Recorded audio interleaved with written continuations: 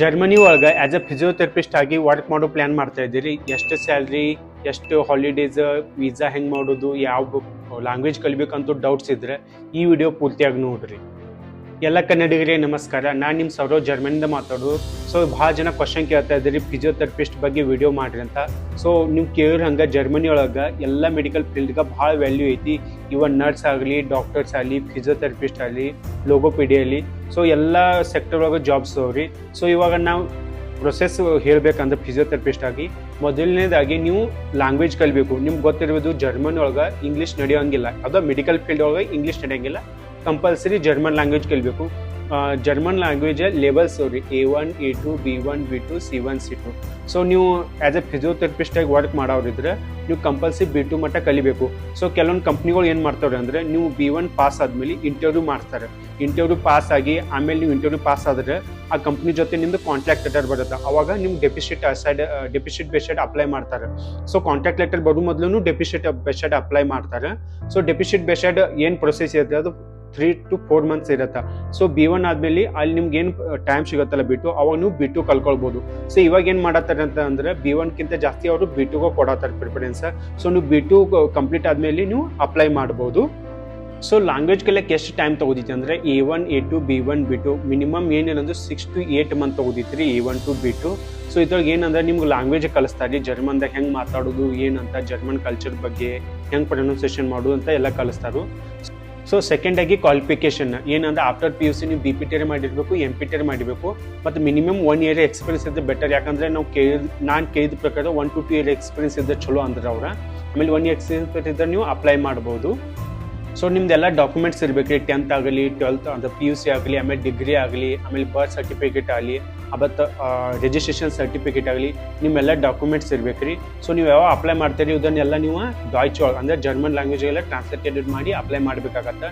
So ನಿಮ್ದೆಲ್ಲ ಮೊದಲು English ಒಳಗಿರುತ್ತೆ. ನೀವು ಯಾವಾಗ ಅಪ್ಲೈ ಮಾಡ್ತೀರಿ ಡೆಪಿಸಿಟ್ ಬೇಸ್ಡ್ಗೆ ಅವೆಲ್ಲ ಟ್ರಾನ್ಸ್ಲೇಟೆಡ್ ಮಾಡಬೇಕಾಗತ್ತೆ. ಸೊ ಇದು ಟ್ರಾನ್ಸ್ಲೇಟೆಡ್ ಏನಿಲ್ಲ ಅಂದರೂ 40,000 to 60,000 ಖರ್ಚು ಬರ್ತದೆ ಟ್ರಾನ್ಸ್ಲೇಷನ್ ಸಲುವಾಗಿ. ಸೊ ನೀವು ಲ್ಯಾಂಗ್ವೇಜ್ ಕಲಿತ ಮೇಲೆ ಡೈರೆಕ್ಟ್ ಇಂಟರ್ವ್ಯೂ ಇಲ್ಲಿ ಜರ್ಮನ್ದವ್ರ ತೊಗೋತಾರೆ ರೀ.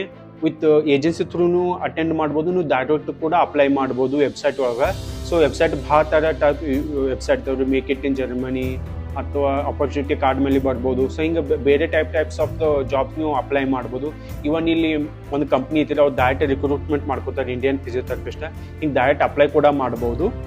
ಸೊ ಇಂಟರ್ವ್ಯೂ ಪಾಸ್ ತೊಗೋತಾರೆ. ಆಮೇಲೆ ನೀವು ರೆಕಗ್ನೈಷನ್ ಸಲುವಾಗಿ ನೀವು ಅಪ್ಲೈ ಮಾಡಬೇಕು. ಅಂದರೆ ನಿಮ್ದು ಡೆಪಿಸಿಟ್ ಅಪ್ಲೈ ಮಾಡಬೇಕು. ಡೆಪಿಸಿಟ್ ಅಂದರೆ ಏನಂದ್ರೆ ನಾವು ಏನು ಕಲ್ತಿರ್ತೀವಿ ಫಿಸಿಯೋಥೆರಪಿಸ್ಟ್ ಆಗಲಿ ಅಥವಾ ನಮ್ಮ ನರ್ಸಿಂಗ್ದಾಗಲಿ ಏನು ಕಲ್ತಿರ್ತೀವಿ ಇಲ್ಲಿ ನಾವೆಲ್ಲ ಡಾಕ್ಯುಮೆಂಟ್ಸ್ ಕಳ್ಸಿ ಕೊಡ್ತೀವಿ ಇಲ್ಲಿ ಜರ್ಮನಿಗೆ. ಅವ್ರು ಕಂಪೇರ್ ಮಾಡ್ತಾರೆ ರೀ ನಮ್ದು ಡಿಗ್ರಿ ಮತ್ತು ಇವ್ರ ಡಿಗ್ರಿ ಅಥವಾ ಏನೇನು ಕೊರತೆ ಇದ್ದರೆ ಇಲ್ಲಿ ಬಂದು ನಮ್ಗೆ ಡ್ಯೂಟಿ ಮಾಡಕ್ಕೆ ಹಚ್ತಾರೆ. ಆಲ್ಮೋಸ್ಟ್ ನಾವು ಡ್ಯೂಟಿನೇ ಮಾಡಬೇಕು. ಯಾಕಂದ್ರೆ ಇಲ್ಲಿ ಬಂದಾಗ ನಾವು ಆ್ಯಸ್ ಅ ಅಸಿಸ್ಟೆಂಟ್ ಆಗಿ ವರ್ಕ್ ಮಾಡ್ತಿರ್ತೀವಿ. ಅವಾಗಾದ್ರೆ ನಮ್ದು ಎಲ್ಲ ಕಂಪೇರ್ ಮಾಡ್ತಾರೆ ರೀ. ಸೊ ಅದನ್ನ ಕಂಪೇರ್ ಮಾಡಿ ಡೆಪಿಸಿಟ್ ಬೇಸ್ಡ್ ಅಪ್ಲೈ ಮಾಡಿದ್ಮೇಲೆ ಅದು ವಾಪಸ್ ಬರ್ತೈತಿ. ಅದನ್ನೆಲ್ಲ ತೊಗೊಂಡು ನಾವು ವೀಸಾಕ್ಕೆ ನಾವು ಹೋಗ್ಬೇಕ್ರಿ. ವೀಸಾ ಅಪಾಯಿಂಟ್ಮೆಂಟ್ ಇದ್ದ ದಿವಸ.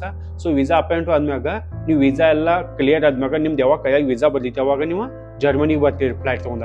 ಸೊ ಜರ್ಮನಿಗೆ ಬಂದ್ಮೇಲೆ ಏನಾಗ್ತೈತಿ ಅಂದ್ರೆ ನೀವು ಆಸ್ ಅ ಅಸಿಸ್ಟೆಂಟ್ ಫಿಸಿಯೋಥೆರಪಿಸ್ಟ್ ಆಗಿ ವರ್ಕ್ ಮಾಡ್ತೀರಿ. ಅವಾಗ ಏನಿಲ್ಲ ಅಂದ್ರೂ 2,200 to 2,800 ಮಟ್ಟ ಅಥವಾ 2,500 ಮಟ್ಟ ಯೂರೋ ಒಳಗೆ ಪೇಮೆಂಟ್ ಸಿಗತ್ತೆ. ಅದು ಈಗ ಇಂಡಿಯನ್ ಕರೆನ್ಸಿ ಒಳಗೆ 2,30,000 2,60,70,000 ಮಟ್ಟ ನಿಮ್ಗೆ ಮಂತ್ಲಿ ಪೇಮೆಂಟ್ ಸಿಗುತ್ತೆ. ಸೊ ಅದ್ರಾಗ ನಿಮ್ಗೆ ಗೊತ್ತಿರ್ಬೋದು ಇಷ್ಟೆಲ್ಲ ಇದು ಮೇನ್ ಪೇಮೆಂಟ್. ಇದ್ರಾಗೆಲ್ಲ ನಿಮ್ದು ಇದು ಕಟ್ ಆಗುತ್ತೆ. ಏನಂದ್ರೆ ನಿಮ್ಮ ಟ್ಯಾಕ್ಸ್ ಕಟ್ ಆಗುತ್ತೆ. ಇದನ್ನೆಲ್ಲ ಕಟ್ಟಾಗಿ ನಿಮ್ಮ ಕೈಯೊಳಗೆ 1,80,000 1,90,000 ಬರುತ್ತೆ. ಆಮೇಲೆ ಬೇರೆ ಬೇರೆ ಕಟ್ಟಿಂಗ್ ಎಲ್ಲ ಇರ್ತಾವ್ರಿ. ಸೊ ಏನಿಲ್ಲ ಅಂದ್ರೆ ನಿಮ್ದು 1,20,000 1,30,000 ನೀವು ಸೇವಿಂಗ್ ಮಾಡ್ಬೋದು ಸ್ಟಾರ್ಟಿಂಗ್. ಸೊ ನೀವು ಅಷ್ಟು ಸೇವಿಂಗ್ ಮಾಡ್ಬೋದು. ಆಮೇಲೆ ನೀವು ಇಲ್ಲಿ ಬಂದ ಮೇಲೆ ನಿಮ್ಮ ಕ್ಲಾಸಸ್ ಇವ್ರಿ ಕೆಂಟೀಸ್ ಕ್ಲಾಸಸ್ ಅಂತ ಅವರು ಇಲ್ಲಿ ಇವ್ರ ತೊಗೋತಾರೆ ಫಿರ್ಮಾದವ್ರ. ಸೊ ಆ ಕ್ಲಾಸಸ್ ನೀವು ಎಕ್ಸಾಮ್ ಪಾಸ್ ಆದಮೇಲೆ 2,800 to 3,500 ಯೂರೋ ನಿಮ್ಗೆ ಪೇಮೆಂಟ್ ಆಗುತ್ತೆ. ಸೊ ಅವಾಗ ಏನಿಲ್ಲ ಅಂದ್ರೆ ನೀವು ಸೇವಿಂಗ್ 1,80,000 1,90,000 ಅವಾಗ ನೀವು ಸೇವಿಂಗ್ ಮಾಡ್ತೀರಿ. ಸೊ ಈ ಕ್ಲಾಸಸ್ ಏನಿಲ್ಲ ಅಂದ್ರೆ 6 months to 8 months ಕ್ಲಾಸಸ್ ಇರುತ್ತೆ. ಅಥವಾ ಕೆಂಟೀಸು ಎಕ್ಸಾಮ್ ಬರ್ಸ್ಬೋದು, ಅನ್ಪಾಸಿಂಗ್ ಬರ್ಸ್ಬೋದು. ಇದ್ರಾಗ ಒಂದು ಸ್ವಲ್ಪ ಡಿಫ್ರೆನ್ಸ್ ಐತ್ರಿ ಪ್ರಾಕ್ಟಿಕಲ್ ಮತ್ತು ಥಿಯರಿ ಒಳಗೆ. ಅಂದರೆ ಇದ್ರಾಗ 2 ಟೈಪ್ಸ್ ಇರ್ತಾವೆ ರೀ. ಮುಂಗ್ಲೀಷ್ ಅಂತ ಒಂದು ಇರ್ತೈತಿ, ಪ್ರಾಕ್ಟಿಕಲ್ ಅಂತ ಇರ್ತೈತಿ. ಅದು ಡಿಪೆಂಡ್ ಅಪಾನ್ ನೀವು ಎಲ್ಲಿ ವರ್ಕ್ ಮಾಡ್ತೀರಿ ಅವ್ರ ಮೇಲೆ ಡಿಪೆಂಡ್ ಆಗುತ್ತೆ. ಮತ್ತು ನಿಮ್ಗೆ ಎಕ್ಸ್ಪೀರಿಯನ್ಸ್ ಮೇಲೆ ಡಿಪೆಂಡ್ ಆಗುತ್ತೆ. ನಿಮ್ಗೆ ಅನ್ಪಾಸಿಂಗು ಅಥವಾ ಕೆಂಟೀಸ್ ಪ್ರೂಫಿಂಗ್ ಅಂತ. ಮಂತ್ಲಿ ಅಥವಾ ಇಯರ್ಲಿ ಎಷ್ಟು ನಮ್ಗೆ ಆಫ್ ಸಿಗ್ತಾವ ಅಂತ ನಿಮ್ಗೆ ಗೊತ್ತಿರೋದು ಜರ್ಮನಿ ಫೇಮಸ್ ಇರೋದು ವರ್ಕ್ ಲೈಫ್ ಬ್ಯಾಲೆನ್ಸ್ ಅಂತ. ಸೊ ವೀಕ್ಲಿ ನೀವು 5 ಡೇಸ್ ವರ್ಕ್ ಮಾಡ್ತೀರಿ, ಇದ್ರಾಗ ನೀವು ಪರ್ ಡೇ 8 ಅವರ್ಸ್ ನಿಮ್ಗೆ ಡ್ಯೂಟಿ ಇರ್ತೈತಿ. ಮತ್ತು ನಿಮ್ಗೆ ಎಕ್ಸ್ಟ್ರಾ ಡ್ಯೂಟಿ ಆಗಲಿ ವೀಕ್ ಆಫ್ ಮಾಡಿದ್ರೆ ಅಥವಾ ನಿಮ್ಮ ಪಬ್ಲಿಕ್ ಹಾಲಿಡೇಸ್ ಡ್ಯೂಟಿ ಮಾಡಿದ್ರೆ ನಿಮ್ಗೆ ಎಕ್ಸ್ಟ್ರಾ ಪೇಮೆಂಟ್ ಇರುತ್ತೆ. ಮತ್ತು ಇಯರ್ಲಿ ಏನಿಲ್ಲ ಅಂದರೂ 40 to 45 ಡೇಸ್ ನಿಮ್ಗೆ ಪೇಯ್ಡ್ ಹಾಲಿಡೇಸ್ ಸಿಗ್ತಾರೆ. ಅವಾಗ ನೀವು ಇಂಡಿಯಾಕ್ಕೂ ಹೋಗ್ಬೋದು, ನೀವು ಇಲ್ಲೇ ಯುರೋಪ ಕಂಟ್ರಿ ಒಳಗೆಲ್ಲ ತಿರುಗಾಡ್ಬೋದು. ಸೊ ಇಲ್ಲಿ ಭಾಳ ಬೆನಿಫಿಟ್ಸ್ ಸಿಗ್ತಾವ್ರಿ. ಸೊ ಈಗ ಜರ್ಮನಿ ಬಂದ್ಮ್ಯಾಗ ಏನು ಮಾಡ್ಬೇಕಂದ್ರೆ ನೀವು ಗೊತ್ತಿರ್ಬೋದು ಇಲ್ಲೆಲ್ಲ ಅವ್ರು ನಿಮ್ಗೆ ಹೆಲ್ಪ್ ಮಾಡ್ತಾರೆ ಬಂದಮೇಲೆ. ಸೊ ಮೊದಲಿಂದ ಯಾಕೆ ಏನು ಮಾಡ್ಬೇಕಂದ್ರೆ ಸಿಟಿ ರಿಜಿಸ್ಟ್ರೇಷನ್ ಮಾಡಬೇಕು.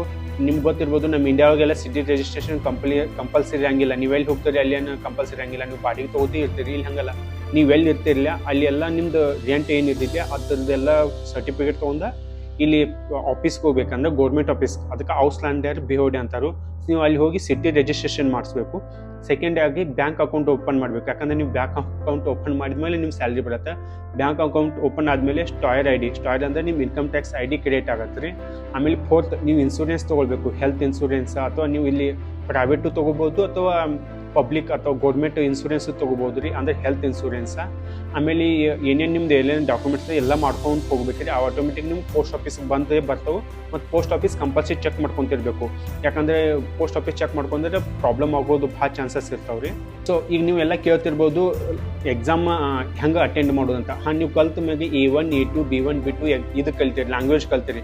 ಸೊ ಲ್ಯಾಂಗ್ವೇಜ್ ಕಂಪಲ್ಸರಿ ನೀವು ಕಲ್ತಾದ್ಮೇಲೆ ಎಕ್ಸಾಮ್ ಬರೀಲೇಬೇಕು. ಎಕ್ಸಾಮ್ ಪಾಸ್ ಅಂದ್ರೆ ನಿಮ್ಮ ಇಲ್ಲಿ ಇಂಟರ್ವ್ಯೂ ಶೆಡ್ಯೂಲ್ ಆಗತ್ತೆ ರೀ. ಆಲ್ಮೋಸ್ಟ್ ಎಲ್ಲ ಏಜೆನ್ಸಿಗಳು B1 ಮ್ಯಾಗೂ ಕಳಿಸ್ತಾರೆ, B2 ಮ್ಯಾಗೂ ಕಳಿಸ್ತಾರೆ, ಬಟ್ ಇವಾಗ B2 ಮ್ಯಾಗ ಕಳಿಸ್ತಾರೆ. ಸೊ ಯಾವ್ಯಾವ ಎಕ್ಸಾಮ್ ಸೆಂಟರ್ ಇರ್ತಾವ ಅಂದ್ರೆ ಲೈಕ್ ಗೋಯ್ತೆ ಅಂತ ಇನ್ಸ್ಟಿಟ್ಯೂಟ್ ಐತಿ, ಟೆಲ್ಕ್ ಅಂತ ಐತಿ, OSD ಅಂತ ಐತಿ, ಮತ್ತು ECL ಅಂತ. ಹಿಂಗೆ ಟೈಪ್ಸ್ ಆಫ್ ಇನ್ಸ್ಟಿಟ್ಯೂಟ್ಗಳು ರೀ ಇಂಡಿಯಾದಾಗ. ಬೆಂಗಳೂರು ಒಳಗೈತಿ, ಪುಣೆ ಒಳಗೈತಿ, ಕೊಚ್ಚಿ ಒಳಗೆ, ಡೆಲ್ಲಿ ಒಳಗೆ, ಹಿಂಗೆ ಬೇರೆ ಬೇರೆ ಕಡೆ ಇದಾವೆ ರೀ. ಸೊ ಅಲ್ಲಿ ಹೋಗಿ ನೀವು ಎಕ್ಸಾಮ್ ಕೊಡಬೇಕಂತ. ಈಗೇನಿಲ್ಲ ಅಂದ್ರೆ ಎಕ್ಸಾಮ್ದು ಫೀಸ್ 22,000 to 25,000 ಏನೋ ಐತ್ರಿ. ಸೊ ನೀವು ಎಕ್ಸಾಮ್ ಎಲ್ಲ ಕೊಡಬೇಕು.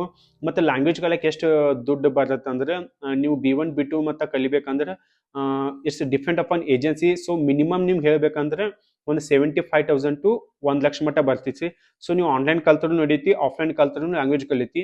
ಸೊ ನನ್ನ ಪ್ರಕಾರ ಏನು ಹೇಳೋದಂದ್ರೆ ಆಫ್ಲೈನ್ ಕಲ್ತ್ರೆ ಒಂದು ಸ್ವಲ್ಪ ನೀವು ಹೆಚ್ಚು ಕಲಿತೀರಿ ಅಂತ. ಯಾಕಂದ್ರೆ ಆನ್ಲೈನ್ ನೀವು ಡೈಲಿ ಎಷ್ಟು ಕಮ್ಮಿ ಅವರ್ಸ್ ಕಲಿತೀರಿ, ಆಫ್ಲೈನ್ ಇದ್ದರೆ ಏನಿಲ್ಲ ಅಂದ್ರೂ ಡೈಲಿ 5 to 6 ಅವರ್ಸ್ ನೀವು ಕಲಿತೀರಿ. ಮತ್ತು ಅಲ್ಲಿ ನಿಮ್ಮ ಜೊತೆ ಸಹವರ್ತಿಗಳು ಅಂತ ನಿಮ್ಮ ಇವ್ರು ಇರ್ತಾರೆ, ಅವ್ರ ಜೊತೆ ನೀವು ಮಾತಾಡ್ಬೋದು ಲ್ಯಾಂಗ್ವೇಜ್ ಒಳಗೆ. ನಿಮ್ದು ಲ್ಯಾಂಗ್ವೇಜ್ ಬೆಟರ್ ಆಗುತ್ತೆ. ಅವಾಗ ನಿಮ್ಗೆ ಏನು ಡೌಟ್ ಇದ್ರೆ ಟೀಚರ್ ಜೊತೆ ಕೇಳ್ಕೊಂಡೆಲ್ಲ ನೀವೆಲ್ಲ ಮಾತಾಡ್ಬೋದು.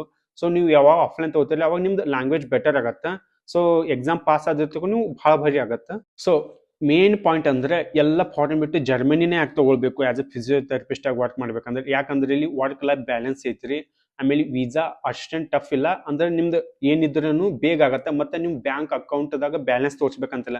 ನೀವು ಫಾರಿನ್ ಕಂಟ್ರಿಯಾಗೆಲ್ಲ ನೀವು ಹೋದ್ರೆ ನೀವು ಮಿನಿಮಮ್ ಬ್ಯಾಲೆನ್ಸ್ ತೋರಿಸ್ಬೇಕ್ರಿ, 15ರಿಂದ 20 ಲಕ್ಷ 10 ಲಕ್ಷ ಎಲ್ಲ ತೋರಿಸ್ಬೇಕತ್ತ.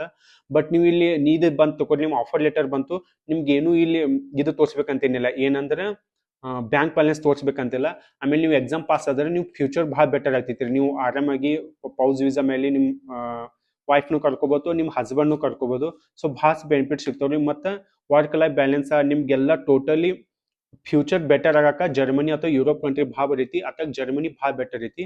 ಸೊ ನಿಮ್ಗೆ ಏನು ಡೌಟ್ಸ್ ಇದ್ರೆ ಕಾಮೆಂಟ್ ಸೆಕ್ಷನ್ ಕಾಮೆಂಟ್ ಮಾಡಿ ನಿಮಗೆಲ್ಲ ಹೇಳ್ಕೊಡ್ತೀನಿ. ಮತ್ತು ಸ್ವಂತಾಗಿ ಹೆಂಗೆ ಅಪ್ಲೈ ಮಾಡ್ಬೋದು ಜಾಬ್ಗಂತ ನೆಕ್ಸ್ಟ್ ವಿಡಿಯೋಗೆ ಹೇಳ್ಕೊಡ್ತೀನಿ. ಅಷ್ಟು ಮಟ್ಟ ಈ ಪೇಜ್ನ ಫಾಲೋ ಮಾಡಿ ಸಬ್ಸ್ಕ್ರೈಬ್ ಮಾಡಿ. Thank you.